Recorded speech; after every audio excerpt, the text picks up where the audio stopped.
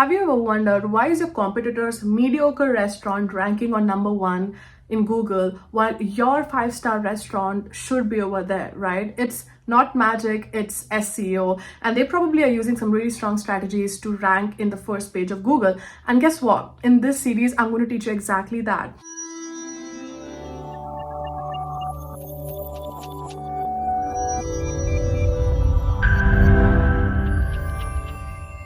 Welcome to Keywords Everywhere. My name is Naomi Vyas, and in this series, we're going to talk about restaurant SEO and how to optimize for your local restaurant. So whether you're an owner and want to learn about SEO to get better results, or you are an SEO yourself helping a local restaurant, we're going to cover everything from keywords to optimizing your Google business profile to optimizing your website for local SEO and so many more other amazing things that are going to be in line in the coming videos. So make sure that you subscribe. But in this specific video, I'm going to teach you how to find the perfect keywords for your business to get more traffic and bring the right customer. Before any further ado, let's get started. To make this more practical and easy to understand so that you can relate this to your business, we are going to use a specific niche called Italian restaurant and use the location of San Francisco. Now, before we get started in keyword research, there's one important core concept that we SEOs use when we do our keyword research is to first always think about the customer.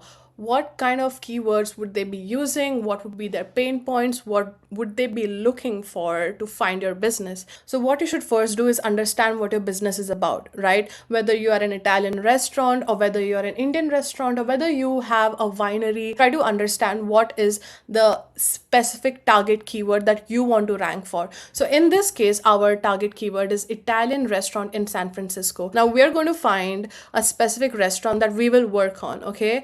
We are going to select a restaurant that is not doing that well, that is not ranking ideally in the first page. So as you can see, it's Original Joe's Italian Homemade Company. I think I want to take one that doesn't even have a lot of reviews. Forno Pizzeria Napolitana. I don't know how to pronounce this. How do you pronounce this? Okay, wait. Saforno. One eternity later. But please don't come at me, okay? I don't know Italian. But for now, we're going to use the word pizzeria. I'm choosing this as, first of all, it's ranking pretty low. Secondly, the reviews are pretty less, which probably suggests that this is a new business. Yeah, but basically it's not doing that well, if you see. Okay, so we're going to use multiple restaurants as an example. First being Original Joe's and Saforno Pizzeria. Also for Original Joe's, because this specific restaurant has good reviews, but they're still not ranking well. And we want to do a case study to understand, because there are two kinds of company. One that looks pretty good, pretty well known, but still they're not ranking. And second, that is pretty new and we are going to help them rank. So regardless, the keyword research is going to apply to either one of them. I think once we do the audit, it will be more specific to that. So in the coming videos, you'll find that out. When it comes to keyword research, we have understood that this is our seed keyword. This is the target keyword that we want to aim to rank for. Now, when it comes to the location specific, right? Because this for now, we're just using Original Joe's to make it much more clearer. But every single time when I do my keyword research, of course, the broader intent would be to make sure that I rank in the city that I'm focusing on. So when it comes to San Francisco, of course, that is my broader goal. I try to look at the location. So whenever people look for like Italian restaurants in Union Street, that should be my number one goal. It's like a non-negotiable that we should rank there. And it actually automatically does happen because Google ranks your business based on the customer's proximity. So if a customer is in your proximity, you will have better chances of ranking. Even though your restaurant is new or you're not that well known, Google will always prefer you because it's much more convenient to the customer. The second is, of course, the main goal is to make sure that I rank in San Francisco. As you can see that San Francisco is a pretty big city. I've never been to San Francisco, okay? So I might not be very well attuned to the places over there. For example, if I'm running Saforno Pizzeria, my goal is, of course, to make sure that I am ranking in this. That will happen almost inevitably. But also my focus would be to ensure that I'm ranking in Japantown, Pacific Heights, Ashbury, Castro, all the areas around. I have created this rough sheet to better understand it.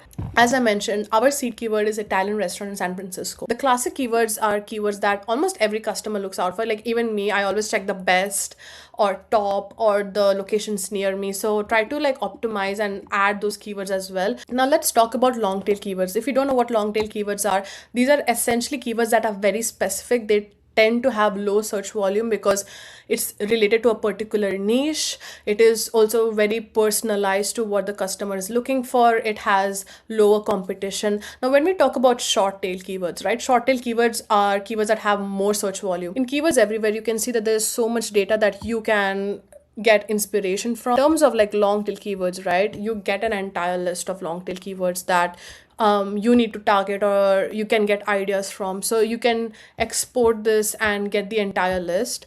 What I do is after I get the long tail keywords, I then, from seeing everything that the customers are looking for, I try to then do my own manual input. If you have a restaurant business, you can break it down into specifics like location. You can break it down into cuisine based into what kind of experience customers are looking for, what kind of occasion does a customer have, or dietary requirements. There are also customers that look for convenience, like do they want online, do they want a takeaway? So there are keywords that people look out for, like takeaway Italian restaurants or Italian restaurants with online delivery. So these are the keywords also that you can add in with your list of keywords. Now, once you have the list of keywords that you want to target, you can just click on bulk keywords data and you can get the list of data from search volume to competition. Let me just give you an example, right? If I just click these location based, you go on bulk keywords data.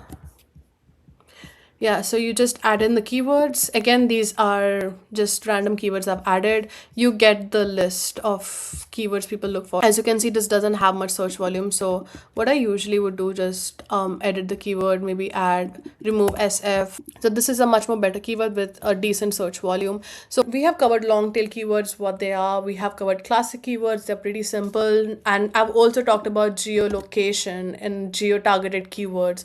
As I mentioned, these are some examples of the places, but Italian restaurant in San Francisco, Union Square, Bayside.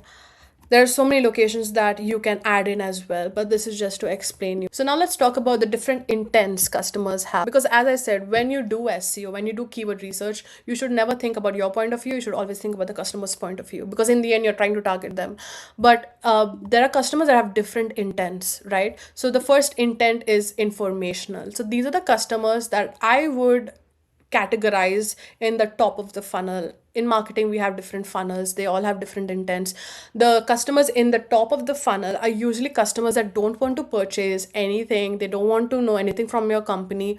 They just want to essentially gather knowledge.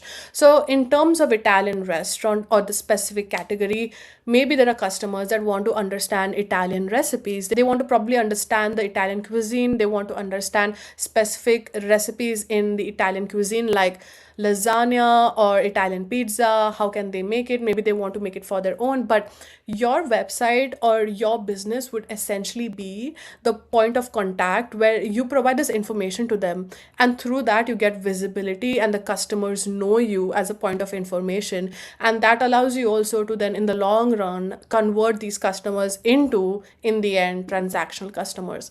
I'll get into that as well. But a lot of SEOs say that there's no point of informational keywords. There is no point of focusing on customers that are in the top of the funnel, which makes a lot of sense because now AI is taking a lot of your traffic and clicks. But in the end, I feel like if you completely ignore providing expertise and information to Google or LLMs, it sort of removes you as an authority figure within that niche. And when I create content that is of top of the funnel, that is informational, and I get cited on in AI, it also provides Google the information that I am a business that has knowledge and authority, and they would rather prefer me to be ranked for different queries in this niche rather than a business that doesn't provide any information content and doesn't educate the customers on their niche. That is my view. Wow, why did I take so long to explain that? I would say don't ignore top of the funnel. Try to provide information and expertise in that specific sector. Now, second funnel would come under both of these. I would say this is okay. This is like once customers know about your business, it's more like branded keywords, right? Like example, Original Joe's careers page. because we're talking about Original Joe's here, or Original Joe's restaurant menu. So these are very brand specific. They know about your brand, they just want to get information from your website. So these are more navigational intent keywords that you can focus on. As a customer, I want to explore different prices, different recipes, I want to check the reviews. So this is where the customers would be comparing your website with the others, or yeah, your restaurant with the other restaurants, and what benefits does your restaurant have over the other, how much reviews does your restaurant have. So you would try to make sure that you focus on keywords like the best Italian restaurant, or the cheap premium. The pricing points you can adjust based on what your business is about, whether it's for a luxury restaurant or is it just an affordable restaurant that is for everyone. Now they have explored all the prices, recipes, or reviews from different restaurants. They have decided that they want to purchase from you. So that is the converting funnel. So this is the transactional keywords that people look for. So for this, the customers will be looking for keywords like book a Italian restaurant in San Francisco, or order the best Italian pizza in San Francisco, etc. It could again be very specific, so just write that down as well. But essentially, these are the intents that customers have in a nutshell, from understanding different recipes to comparing different restaurants to purchasing from your restaurant. It is a whole journey, and you need to make sure that you at least target specifically each of those journey points so that you can convert them in the end. Now, there are also other forms of keywords that you can focus on, like topical keywords. They are basically cluster based keywords. As I mentioned, I talked to you about this before, that you need to make sure that for you to target the main seed keyword, you need to create clusters within it. So essentially what I talked about, long tail keywords, also comes under topical keywords, because we created clusters around each and every topic, from the location to what kind of convenience they are looking for. These are related keywords as well. You have so much wealth of information from keywords everywhere that you can just extract all of these keywords and add it into the list that you want to target. Let me also talk about the data points, right? Because a lot of people choose keywords that have high search volume and they completely ignore keywords that don't have any search volume, because what's the point, right? That's not the point about keyword research, because right now, especially with AI doesn't care about how much keywords you stuff on the website. They care about the depth of knowledge and the variety of topics you share and provide to the customers. Don't focus on keywords that have high search volume but have nothing to do with your business or your restaurant. You're just targeting it because it has a good search volume. First of all, it's not good in the long run. Secondly, it's not relevant. Customers will never come to your business if they realize that you are fooling them or scamming them. So make sure the keywords are very relevant to your business and your restaurant, and you will see in the long run it will pay off. But regardless, this is essentially the brief overview of keyword research for restaurant SEO specifically.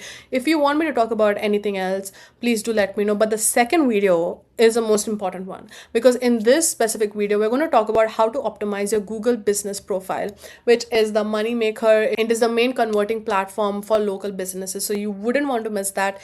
Make sure that you like, share, subscribe, and you stay tuned for the next video, because that's going to be a very informational and important one. Okay, but thank you so much for watching. I will see you guys in the next video. Bye bye.